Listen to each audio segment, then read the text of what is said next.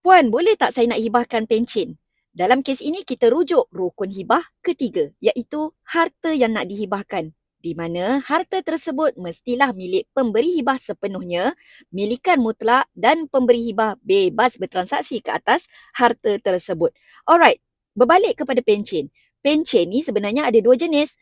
Pertama adalah duit pencen, kedua manfaat pencen. Apa bezanya? Bagi duit pencen, ianya adalah duit itu sendiri yang telah pun diterima oleh seseorang individu yang ditentukan oleh institusi yang membayar wang pencen tersebut. Contohnya SOSO atau KWAP. Jadi apabila individu tersebut dah dapat duit tu, maka duit tu adalah milikan mutlak si penerima ini. Dia bebas nak buat apa yang dia suka ke atas duit tersebut, termasuklah menghibahkan duit tersebut.